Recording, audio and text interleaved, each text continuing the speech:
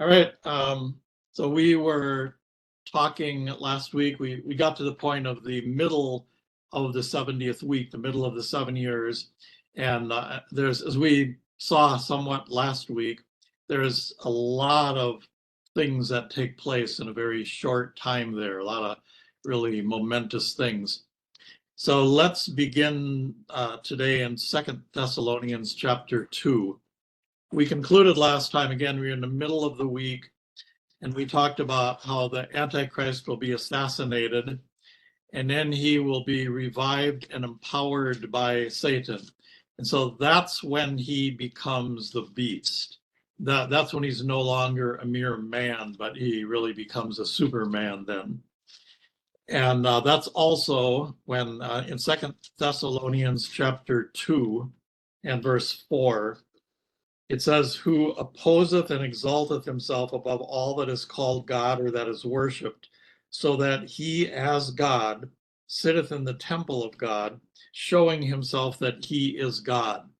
So this is when the Antichrist will march his army into Jerusalem. And as we saw last week, he will stop the daily sacrifices that are being offered in the temple. And then, as it says here, he will sit in the temple, showing himself that he is God. And so this again marks the middle of the 7 years. Then turn to Matthew chapter 24. Matthew chapter 24. And so in Matthew 24, verse 15 is where it speaks about the abomination of desolation. And that's, again, what we just read about in 2 Thessalonians, when the Antichrist will sit in the temple in Jerusalem. And then, Jean Gross, would you read Matthew 24 and verse 21? 24:21.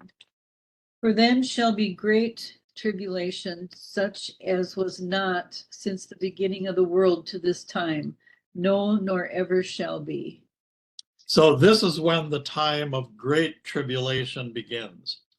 Oftentimes, I've heard Christians talk about, and again, they often call it the tribulation, referring to the 7 years, as though that entire 7 years is a terrible time of turmoil and chaos.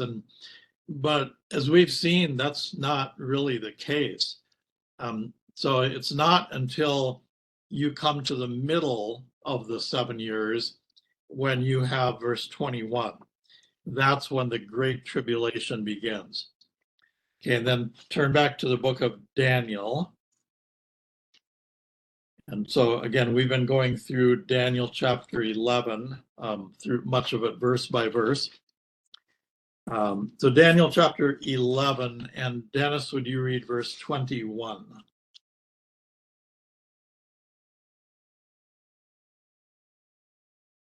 Daniel 11:21.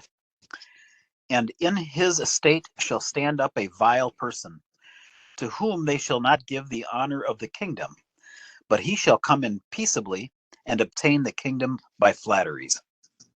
So again, as we talked about last week, this vile person here is the Antichrist. And notice that he will come in with flattery and promising peace.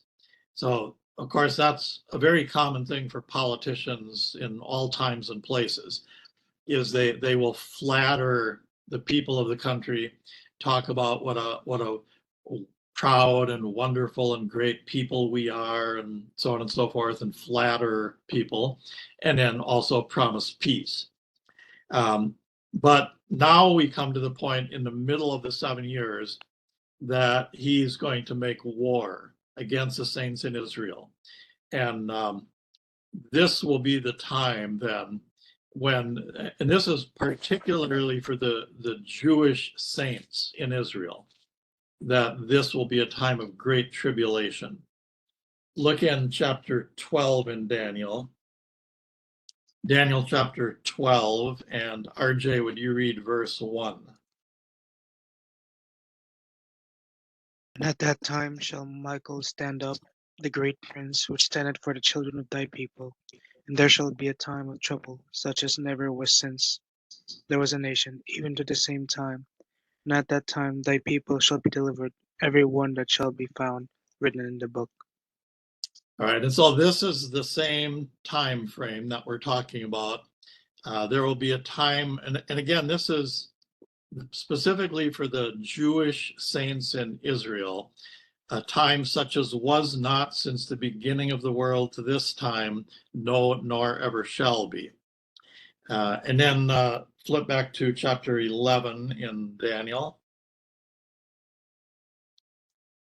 And as we have seen, the Antichrist is going to deceive many of the Jews by flatteries and by promising peace. And then we've come down to, we talked about verse 30, 31. Now in Daniel chapter 11, would Dan or Laura read verse 32?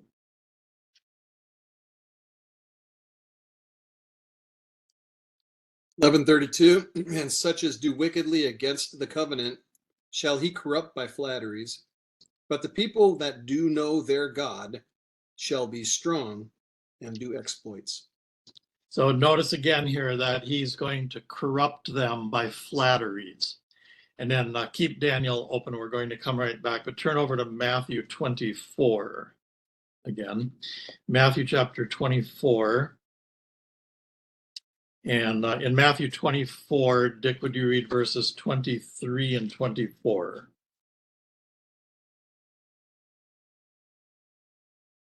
Okay, Matthew 24, 23. Then if any man shall say unto you, Lo, here is Christ, or there, believe it not.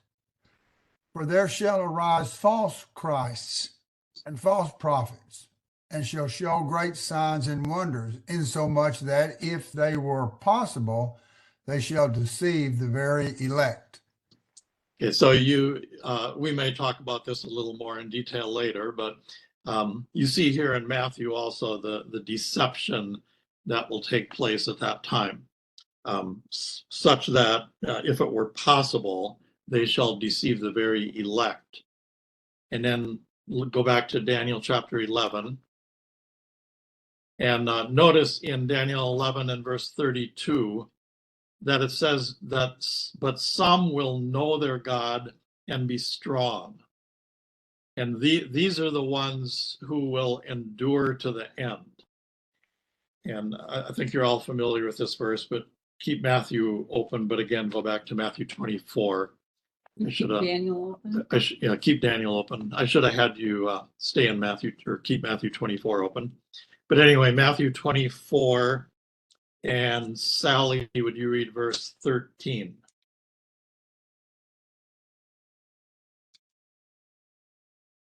He that shall endure unto the end, the same shall be saved. Can I ask one question? Yes.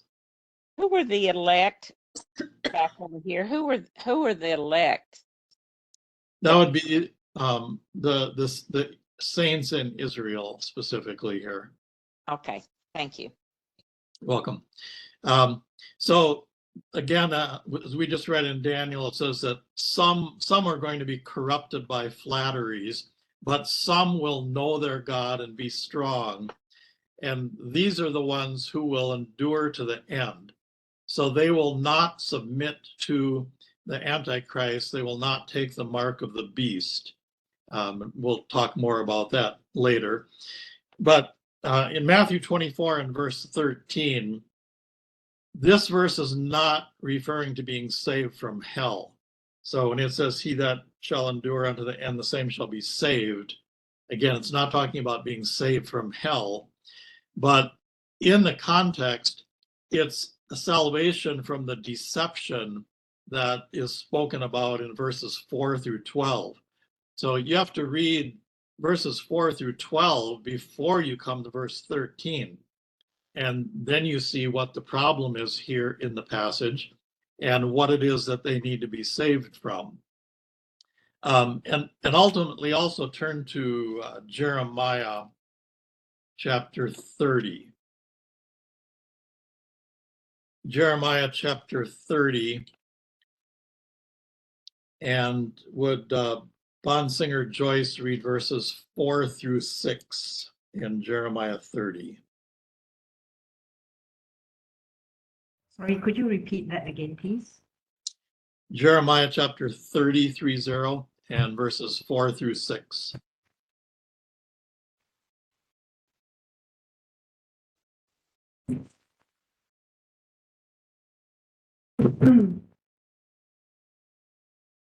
Okay, verse 4. And these are the words that the Lord spake concerning Israel and concerning Judah. For thus saith the Lord, we have heard a voice of trembling, of fear, and not of peace. Ask ye now, and see whether a man doth travail with child. Wherefore do I see every man with his hands on his loins, as a woman in travail, and all faces are turned into paleness? Okay, so first of all, note in verse 4 that this passage concerns Israel and Judah. And then also notice in verses 5 and 6 that it's a time of trembling and a time of fear. So that pretty well identifies for us what time and place we're talking about here. And then continuing in Jeremiah chapter 30, Sharon, would you read verse 7?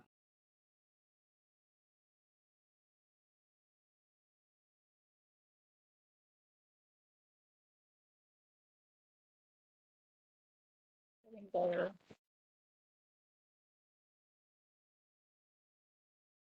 Alas, for that day is great, so that none is like it.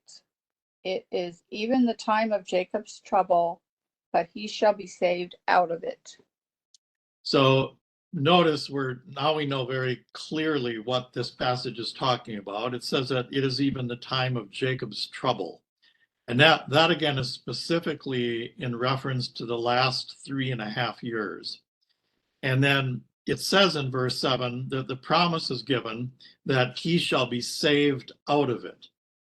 So here's the same time frame as we were looking at in Matthew 24, and here's a salvation also here. He shall be saved out of it. So what does this salvation entail here in Jeremiah 30? So again, in Jeremiah chapter 30, George, would you read verses 8 and 9? For it shall come to pass in that day, saith the Lord of hosts, that I will break his yoke from off thy neck, and will burst thy bonds, and strangers no more serve themselves of him. But they shall serve the Lord their God, and David their king, who I will raise up unto them. Okay, so in verse 7 again, there's the promise of salvation. And now when you come to verses 8 and 9, there's the promise that I will break his yoke from off thy neck. And the word his there is referring to the Antichrist. And so when he says in Matthew 24, he that endures unto the end shall be saved, it's talking about being saved from being under the rule and the oppression of the Antichrist. Again, it's not talking about being saved from hell. And then continuing a bit here in Jeremiah chapter 30, Packiyanathan, would you read verse 10? Jeremiah chapter 30, verse 10. Fear thou not, O my servant Jacob, saith the Lord, neither be dismayed, O Israel. For lo, I will save thee from afar, and thy seed from the land of their captivity. And Jacob shall return, and shall be in rest, and be quiet, and none shall make him afraid. Okay, he says, I will save thee from afar.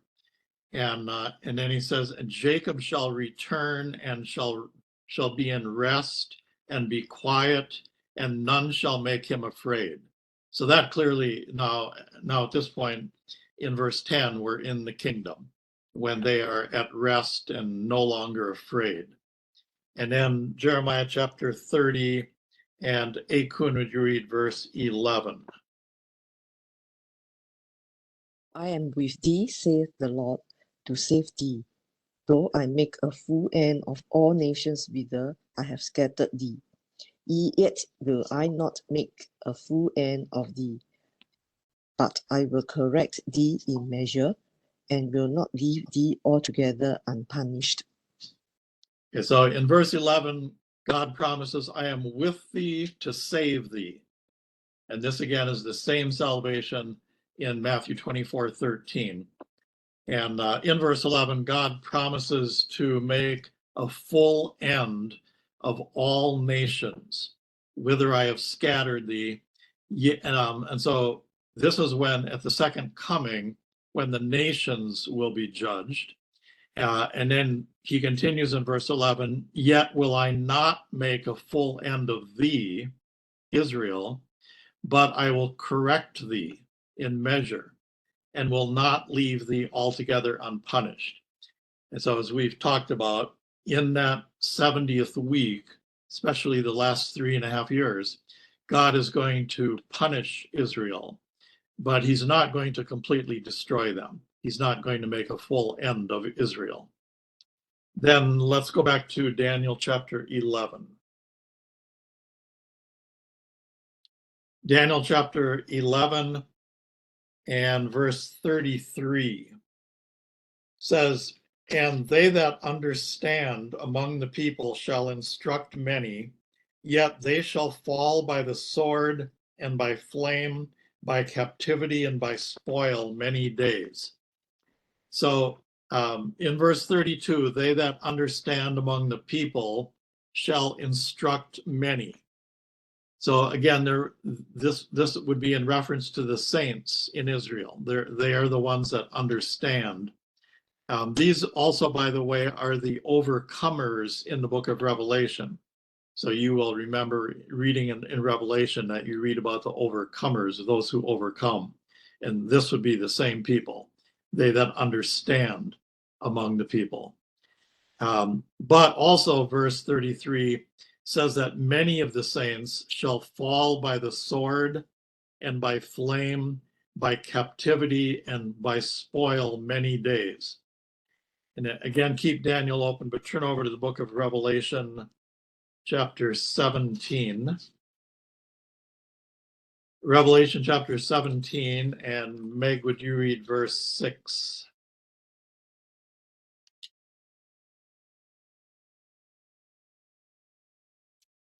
(17:6). And I saw the woman drunken with the blood of the saints and with the blood of the martyrs of Jesus. And when I saw her, I wondered with great admiration. Okay, so this is also when the woman, which we've spoken of in the past, Mystery Babylon the Great, will become drunken with the blood of the saints and with the blood of the martyrs of Jesus. So this will be a horrific time. Many keep the book of Revelation open, but go back to Daniel chapter 11. So many of the saints will be tortured and martyred at this time. Daniel chapter 11 and beginning in verse 34, continuing in verse 34. Now when they shall fall, they shall be holpen with a little help, but many shall cleave to them with flatteries. And some of them of understanding shall fall, to try them and to purge and to make them white, even to the time of the end, because it is yet for a time appointed. And so again, many are going to be tortured and even martyred at this time. And keep Daniel open, but turn back to the book of Revelation. And we'll just briefly look at some of the mentions of this time. Revelation chapter 6 and beginning in verse 9. And when he had opened the fifth seal, I saw under the altar the souls of them that were slain for the word of God and for the testimony which they held.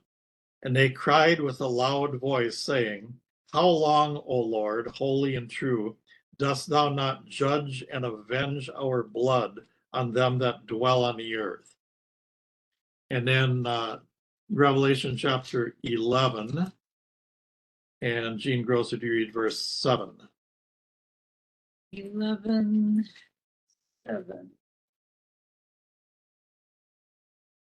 And when they shall have finished their testimony, the beast that ascendeth out of the bottomless pit shall make war against them and shall overcome them and kill them.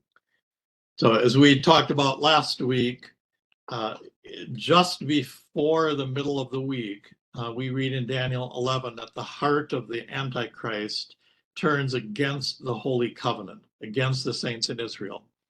And then we read a couple verses later in Daniel 11 that he has indignation against them. He's angry. And so now here in verse 7, he ascends out of the bottomless pit, as we talked about last week, and then he shall make war against them. And this again would be against the saints in Israel, and shall overcome them and kill them. And then chapter 13 in Revelation.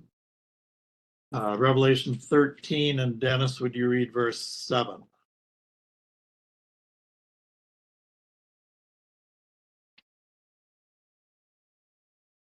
Did I hear Revelation 13:7? Yes.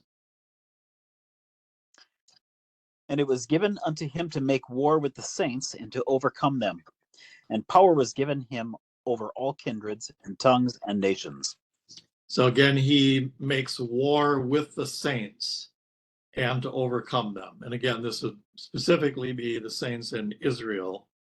And then also notice in verse 7, and power was given him. So this again, at this point, he's empowered by Satan. And then Revelation chapter 14. And RJ, would you read verse 13? So Revelation chapter 14 and verse 13. Revelation 14, verse 13. And I heard a voice from heaven saying unto me, Write, Blessed are the dead which die in the Lord from henceforth. Yea, saith the Spirit, that they may rest from their labors, and their works do follow them. Okay, and so the dead which die here are, again, those who are martyred at this time. And then let's go back to the book of Zechariah. Zechariah chapter 13. And in Zechariah chapter 13, would Dan or Laura read verses 8 and 9?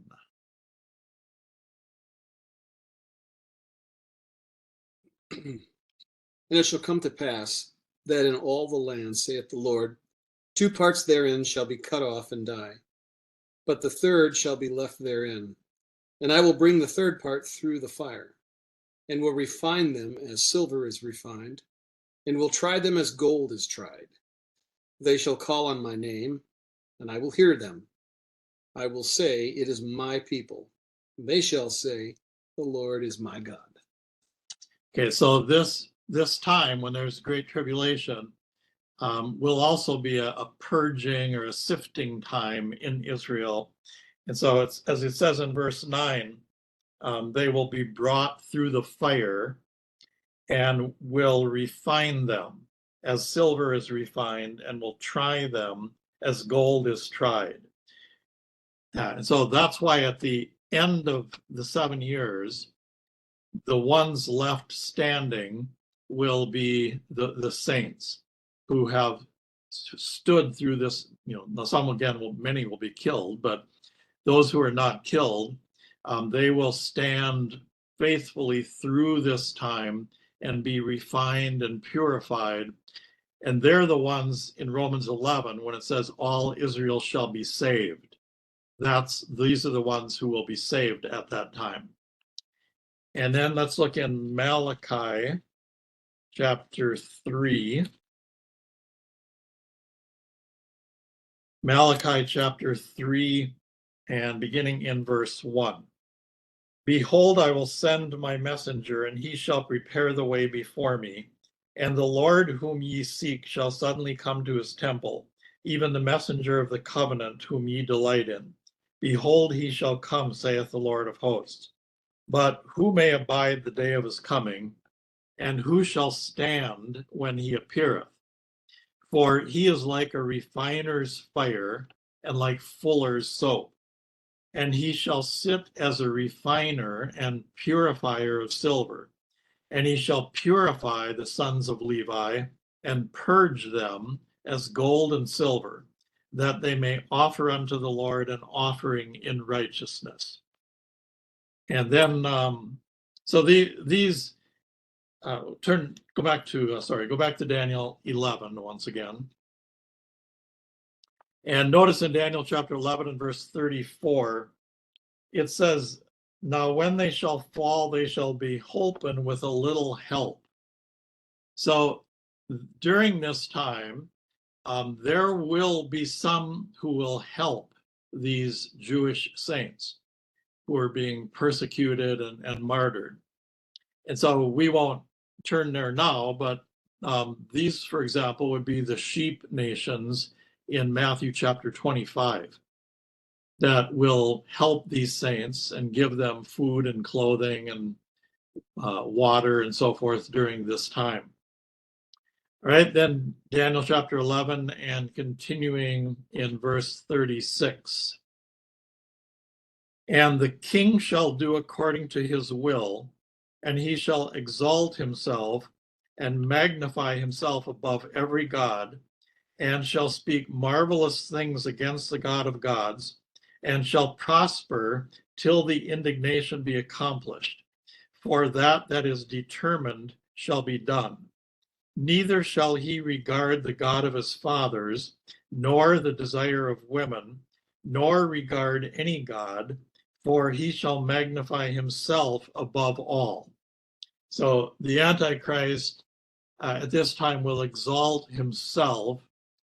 As we saw in 2 Thessalonians 2, he will sit in the temple showing himself to be God, and he's going to speak great blasphemies during this time. Look back in, and this is mentioned many times in the Word of God, Daniel chapter 7. Daniel chapter 7, and Dick, would you read verse 8?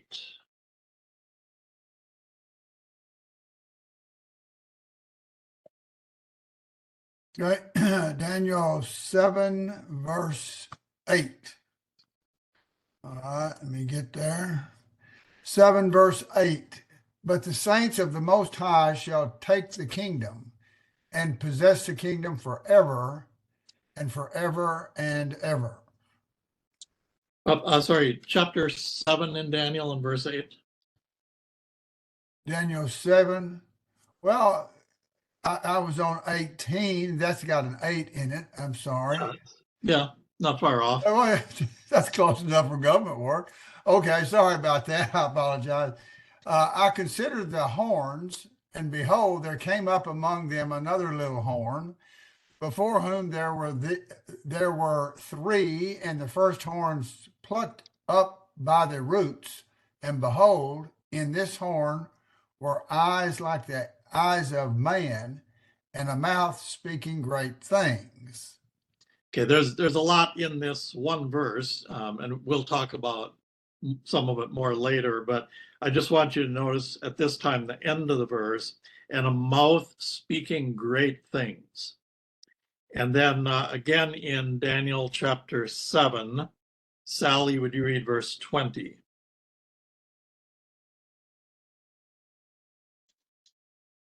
And of the 10 horns that were in his head, and of the other which came up, and before whom 3 fell, even of that horn that had eyes, and a mouth that spake very great things, whose look was more stout than his fellows. And again, I just want to notice near the end of the verse, and a mouth that spake very great things. And then Daniel chapter 8, and would Bonsinger Joyce read verse 11? Daniel chapter 8, verse 11. He magnified himself even to the prince of the host, and by him the daily sacrifice was taken away, and the place of his sanctuary was cast down. So he magnified himself. And in this verse also, we looked at this last week. This is when he takes away the daily sacrifice. And then again, Daniel chapter 8. And George, would you read verses 23 and 24? And in the latter time of their kingdom, when the transgressors are come to the full, a king of fierce countenance and understanding dark sentences shall stand up, and his power shall be mighty, but not by his own power. And he shall destroy wonderfully, and shall prosper and practice, and shall destroy the mighty and the holy people. Okay, so notice, first of all, in verse 23, in the latter time of their kingdom. So that's, again, gives us a time frame of what this is speaking about. And then in verse 23, it's the Antichrist is a king of fierce countenance. And then in verse 24, his power shall be mighty, but not by his own power, because again, he's empowered by Satan. And then it says, and he shall destroy wonderfully, and shall prosper and practice, and shall destroy the mighty and the holy people. And again, the holy people, there's the saints in Israel. And then we'll come right back to the book of Daniel, but turn to Revelation chapter 13. Revelation chapter 13, and Sharon, would you read verse 5?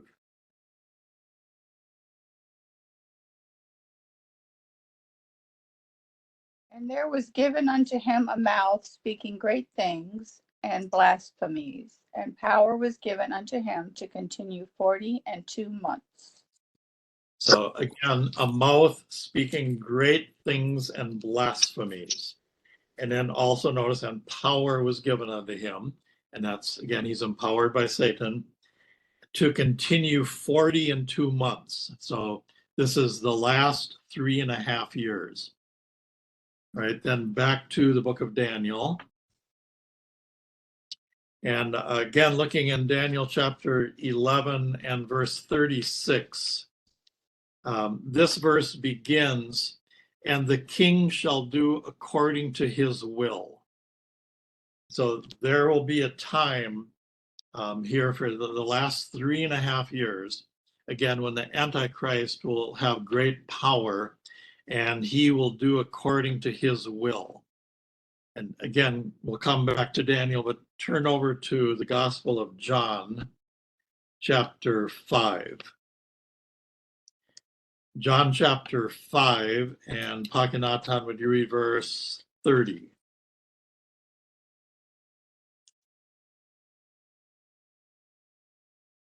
Of mine own self do nothing. As I hear, I judge, and my judgment is just, because I seek not mine own will, but the will of the Father which hath sent me. So when Jesus Christ was on earth, he said, I seek not mine own will, but the will of the Father which hath sent me. Now, the Antichrist, the prefix anti means opposite. And so he will be the opposite of this, because he will do according to his will, according to his own will. And as we read when we began today, in 2 Thessalonians chapter 2 and verse 4, he will magnify himself above every god. And again, he will sit in the temple in Jerusalem and demand that he be worshiped as God. Then go back to the book of Daniel.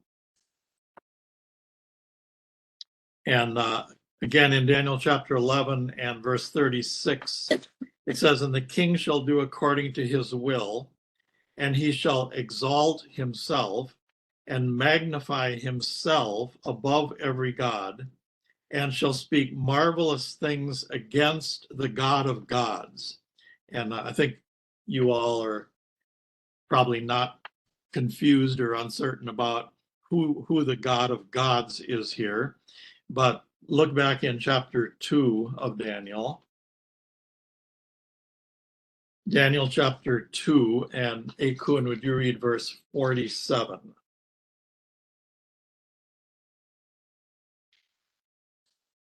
The king Nebuchadnezzar fell upon his face and worshipped Daniel, and commanded that they should offer an oblation and sweet odors unto him. Oops, Daniel chapter 2 and verse 47. Sorry. 6. The king answered unto Daniel and said, Of a truth it is, that your God is a God of gods, and a Lord of kings, and a revealer of secrets, seeing thou couldst reveal this secret. Okay, so Nebuchadnezzar says to Daniel, your God is a God of gods. And then before we go back to Daniel 11, also look over in Deuteronomy chapter 10. Deuteronomy chapter 10. And Meg, would you read verse 17?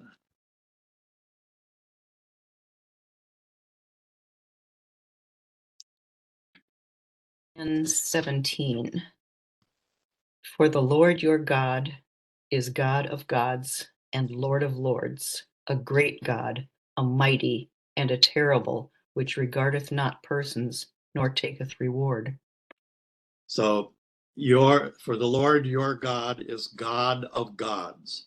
And so it says again that the Antichrist will speak marvelous things against the God of gods and will not regard the God of his fathers. And so that, of course, is talking about he will not acknowledge the true God, but will speak against him. This also go back to Daniel chapter 11. And I believe this is one of the cases here in Daniel chapter 11 and verse 36 and 37, where also we see that the Antichrist is going to be a Jew. Because notice it speaks of the God of his fathers, and it's talking about the true God, the God of Israel. So he will be a Jew. As we've seen, he will be the king of Syria. So he's going to be a Syrian Jew. So like Paul, the apostle, the Antichrist is going to be a Jew and a Gentile. And I think you probably all know what I'm talking about with Paul, but let me just show you that quickly. So turn to Acts chapter 22.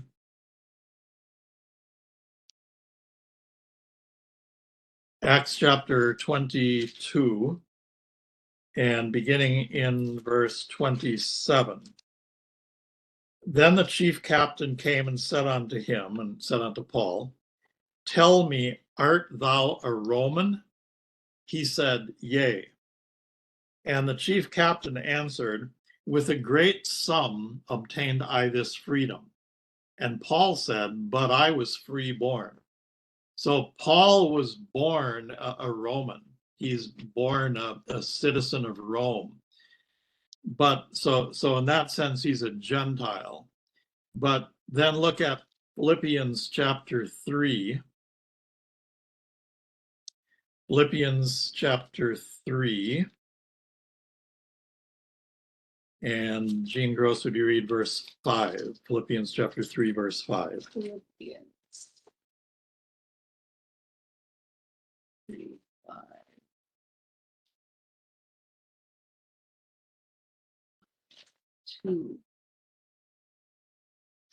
Circumcised the 8th day of the stock of Israel, of the tribe of Benjamin, and Hebrew of the Hebrews, as touching the law, a Pharisee. So Paul also is a Jew because he was of the stock of Israel, of the tribe of Benjamin, and Hebrew of the Hebrews. And so Paul could claim to be both a Jew and a Gentile. And that also makes him fitting to be the apostle for the church body of Christ, because with the person of Paul, in one body, you have a Jew he's a Jew and a Gentile. And of course, in the church body of Christ, you have Jews and Gentiles equally joined together in one body. But go back then again to the book of Daniel. But there will be a similar thing with the Antichrist, that again, he will be a Gentile, the king of Syria, but he's also a Jew. Okay, then again, Daniel chapter 11, and in verse 36, it says, well, I'll start at the beginning. And the king shall do according to his will, and he shall exalt himself and magnify himself above every god, and shall speak marvelous things against the God of gods, and shall prosper. So notice the Antichrist will prosper. We read that in other verses today. Shall prosper till the indignation be accomplished. So he's going to prosper greatly for a time, but that time is going to come to an end. He will prosper till the indignation be accomplished. Look back in chapter 7 of Daniel. Daniel chapter 7, and Dennis, would you read verses 21 and 22? Daniel, did you say 27, 21, and 22? Chapter 7 and verses 21 and 22.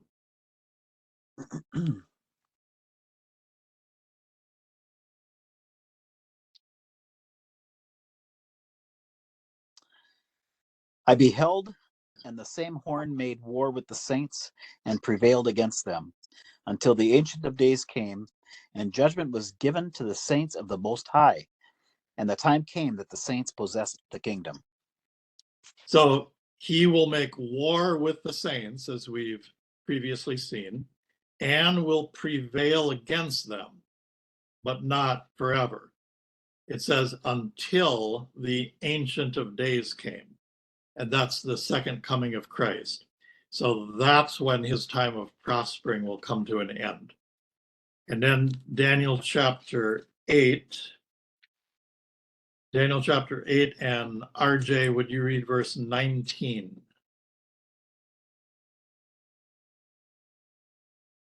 Daniel 8, verse 19, correct? Yes. And he said, Behold, I will make thee know what shall be in the last end of the indignation, for at the time appointed the end shall be. Okay, so this verse also mentions the last end of the indignation. And that's again when his reign, his time of prospering will come to an end. Look back in chapter 4 in the book of Daniel. Daniel chapter 4. And would Dan or Laura read verse 35? Daniel chapter 4, verse 35.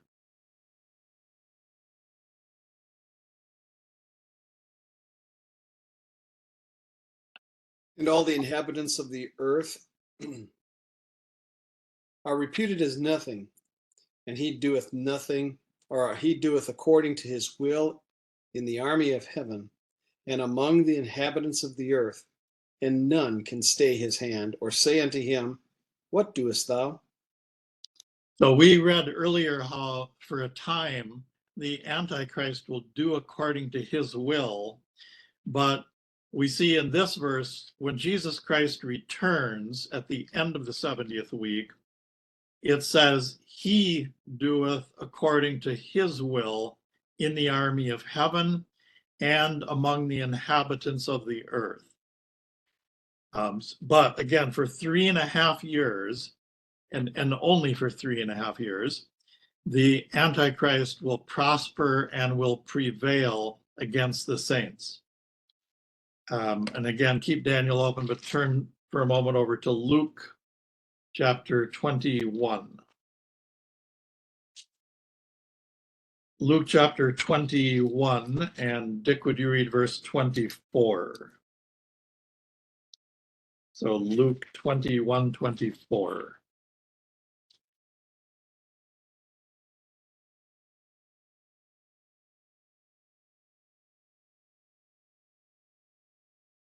Oh, he's reading. Oh, I think you're muted, Dick. Yes, I can't get it right yet. I'll be glad when this class is over. Thank you. See your mouth moving. Okay, we'll try again here. All systems go. All right, Luke 21:24. And they shall fall by the edge of the sword and shall be led away captive into all nations, and Jerusalem shall be trodden down of the Gentiles until the times of the Gentiles be fulfilled. So the time in which we're speaking of, this is also when Jerusalem shall be trodden down of the Gentiles. But again, that won't continue forever. It's until the times of the Gentiles be fulfilled. And that again will occur at the second coming of Christ. All right, then back in the book of Daniel, and first of all, in chapter 8 of Daniel, Daniel chapter 8, and Sally, would you read verse 25?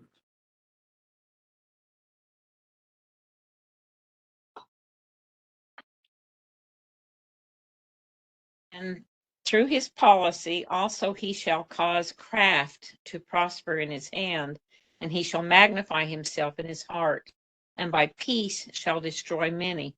He shall also stand up against the prince of princes, but he shall be broken without hand. So through his policy also he shall cause craft to prosper in his hand. So again, for a time, his deceit is going to cause him to prosper and to prevail. And then in verse 25, and he shall magnify himself in his heart.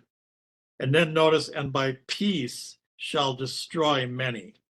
And that speaks of the deceit of the Antichrist. He will come into political power as a man of peace, promising peace. But he's going to be a liar. He's going to be deceptive. And so that phrase in verse 25 is a very important and wonderful phrase to consider about the Antichrist. But it's also interesting as far as world events and current events. By peace shall destroy many. Right, then again, go up to Daniel chapter 11. And verse 37 says, neither shall he regard the God of his fathers, nor the desire of women, nor regard any God, for he shall magnify himself above all. So there are many imaginative interpretations given to this phrase in verse 37, that the Antichrist will not regard the desire of women. So I've heard some say that this means that he won't like women. And some take it another step and say that the Antichrist will be a homosexual. And so that's why it says that he doesn't have the desire of women. Others kind of say the opposite, say that this is saying that he will commit fornication with women. But all of those ideas are imaginative, but completely ignore the context. If you simply read verse 36 and 37, it's very clear that those verses concern the Antichrist setting himself up above all gods, including the God of gods, the true God, as we've seen. And so it's in that context, clearly, that it says in verse 37, nor the desire of women. So specifically, so it obviously has to do with a God that he won't recognize. He's not going to recognize any other gods, not the true God, the God of his fathers, nor the desire of women. So we can get some understanding about this if you turn first to Jeremiah chapter 44. Jeremiah chapter 44, and beginning in verse 15. Then all the men which knew that their wives had burned incense unto other gods, and all the women that stood by, a great multitude, even all the people that dwelt in the land of Egypt in Pathros, answered Jeremiah, saying, As for the word that thou hast spoken unto us in the name of the Lord, we will not hearken unto thee, but we will certainly do whatsoever thing goeth forth out of our own mouth, to burn incense unto the Queen of Heaven, and to pour out drink offerings unto her, as we have done, we and our fathers, our kings and our princes, in the cities of Judah and in the streets of Jerusalem. For then had we plenty of victuals, and were well, and saw no evil. But since we left off to burn incense to the Queen of Heaven, and to pour out drink offerings unto her, we have wanted all things, and have been consumed by the sword and by the famine. And when we burned incense to the Queen of Heaven, and poured out drink offerings unto her, did we make her cakes to worship her, and pour out drink offerings unto her without our men? So you can see here that the women are worshiping, burning incense to the Queen of Heaven. And you can also see here the men are not, the idolatrous pagan men are not totally on board with this. This is something the women are insisting on, is burning incense, worshiping the Queen of Heaven. And I want you to notice also, if you didn't catch this as I read these verses, that the women here are saying, when we were worshiping the Queen of Heaven, everything was going well with us. So the end of verse 17, for then had we plenty of victuals, and were well, and saw no evil. So I just want to make the point quickly. This is the danger of people who are superstitious and praying to various gods or angels or saints or whatever the religion is. And then as they do that, they find out they get a job, or they get a pay increase, or they're in better health, or things are going well for them. That's the case with these women here worshiping the Queen of Heaven. They say, when we were worshiping the Queen of Heaven, things were going really well for us. But then when we stopped, then everything turned sour. So that's a good thing to note here and keep in mind. All right, then we're about to conclude for today, but turn to Ezekiel chapter 8. Ezekiel chapter 8 and verse 13. He said also unto me, turn thee yet again, and thou shalt see greater abominations that they do. Then he brought me to the door of the gate of the Lord's house, which was toward the north. And behold, there sat women weeping for Tammuz. So here's another place where specifically it's the women who are involved in this worship. And so Jeremiah chapter 44 again refers to the Queen of Heaven. And that's a goddess that has been worshipped in many religions throughout human history.